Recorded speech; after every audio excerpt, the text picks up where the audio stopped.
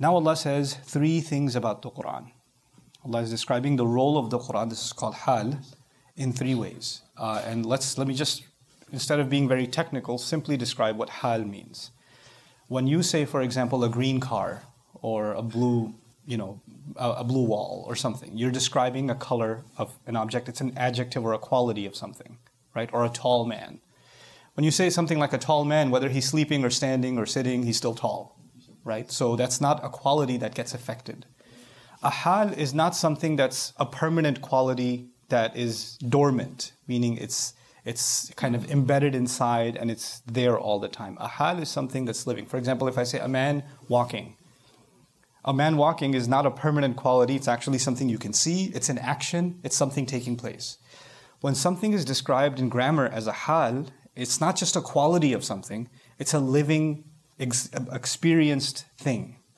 So what I'm getting at here is the three descriptions of the Quran are hal. That doesn't just mean they're descriptions of the Quran, that these are qualities that the Quran has, but these are experiences that come from the Quran. They can be experienced. They can be, they can be seen. They can be seen in action, right?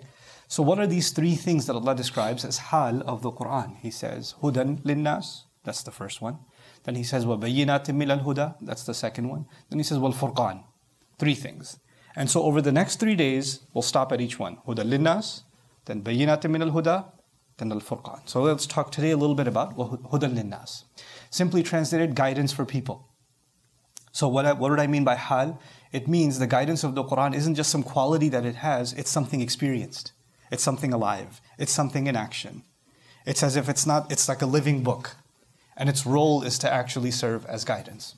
Another technical language thing that the grammarians talk about that's very hard to understand if you're reading the tafsir, but I'll try to make it simple for you, is that when you say there's a person that's going to give you directions. One says to you, I'll take you there. That person is your guide. That person is your guide. In Arabic, you would call them a hadi, a guide. But that person is not your guidance. There's a difference between guide and guidance. The one who's guiding you is simply a guide, but not guidance itself. Guidance is a much bigger concept. The Quran is our guide. So the expected word is actually hadiyan.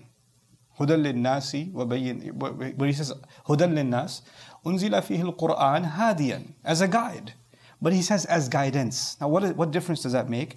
When the infinitive is used, in simple English what that means is that you can't possibly get guidance anywhere else. This is it. This is the only guidance available. This is the ultimate guidance available. This guidance overshadows any other guidance. There may have been some guidance before in some other places, but it's like the Arab says, أغنى الصباح عن المصباح. Like when the morning comes, there's no purpose for the lamp left. If you're lighting a candle at night, it has no purpose when the day comes, right? That's all the other forms of guidance become irrelevant because this is there. So this is the ultimate guidance. That's the first thing to note here.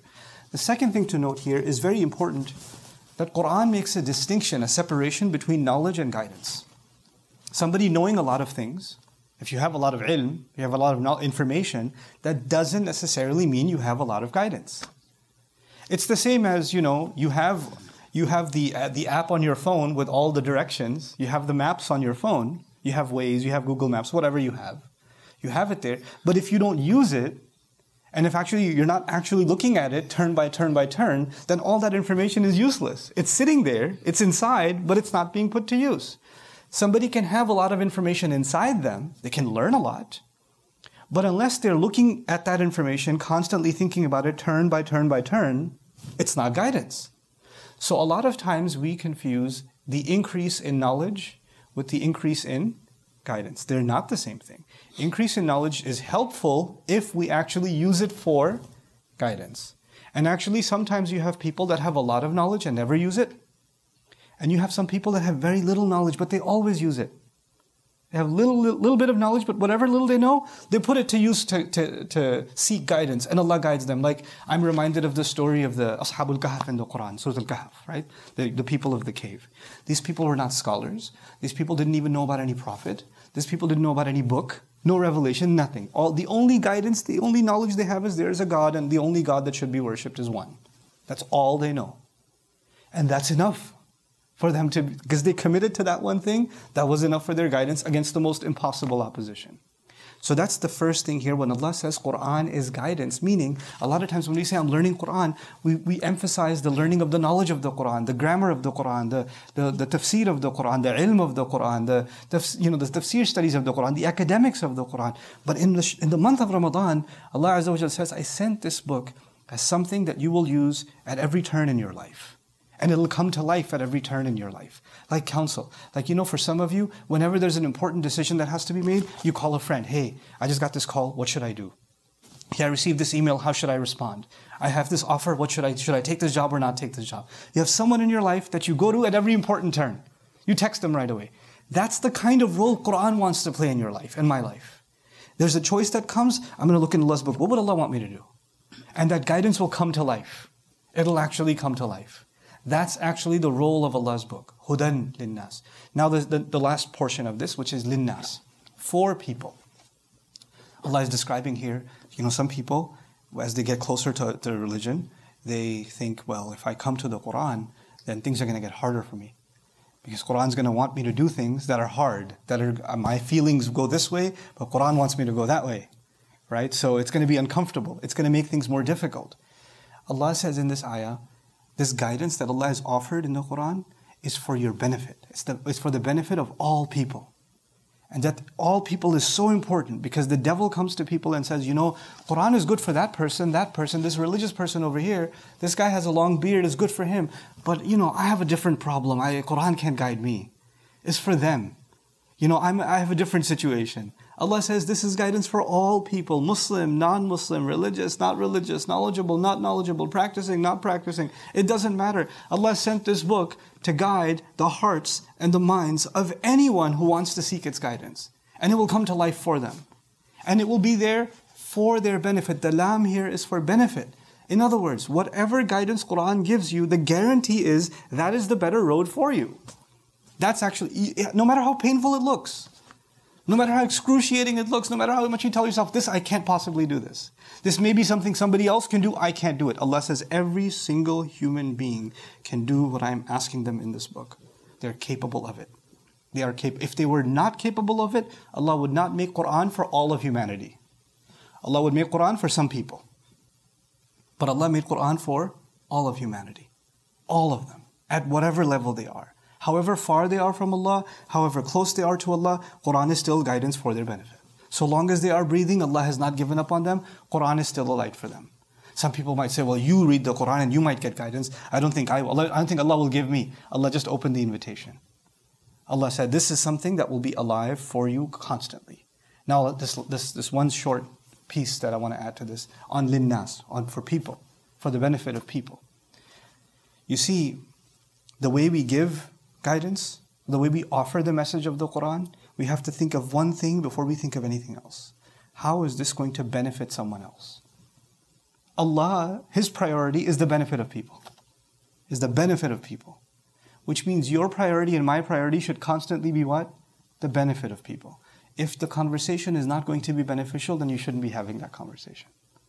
The way in which Quran is presented, the way in which we share its message needs to be a way in which that people can see that you're saying this for my benefit. When you're yelling at someone, when you're insulting someone, you say, I'm doing this for your own good. Nobody thinks you're doing it for my good, bro. If you were doing this for my good, you wouldn't be talking so badly. You see?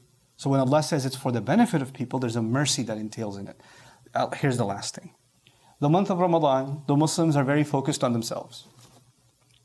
Worship, fasting, iftar, taraweeh, you're constantly around. Some people take off from work. People say, I'm not going to go to the office. I'm not going to talk to my friends. I'm not going to do anything else. Did Allah say that this is a month for the believers? This is guidance for the believers? Allah said about this month that this is guidance for who? All of humanity. The devils are chained in this month, right? The shayateen are chained. When the shayateen are chained only for the Muslims or for everybody? They're chained for everybody. They're chained for everybody. Which means there's somebody who, if you shared the message of Allah with them in this month, shayateen will not bother them. They'll actually listen. Their heart will be closer. This is an opportunity to share the message of the Quran in this month. In this month. the angelic presence, the divine presence, the special blessings are so powerful. If there was ever a time you would share something about the Quran with your non-Muslim friends, from the friends that have distanced or drifted away from religion, with those people, if you were ever going to share something for their benefit from Allah's words, this would be the month to do it. This would be the time to do it, because this is for all of humanity. This is Allah comparing us to the Israelites, Banu Israel, in the surah before, because they believe that Tawrat and the guidance is for who? Just themselves, nobody else.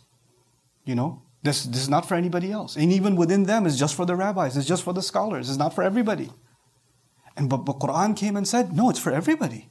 It's even for these ummiyin, these people that have no education, none whatsoever. Don't be intimidated by the Quran.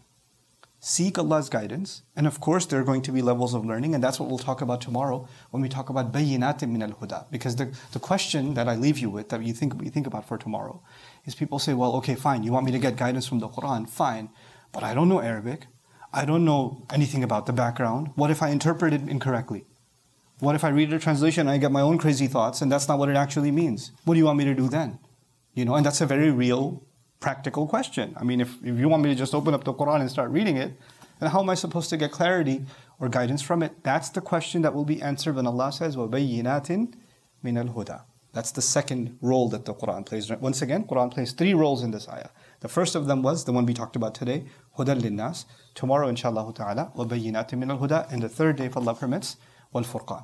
بارك الله لي ولكم. السلام عليكم ورحمة الله تعالى وبركاته.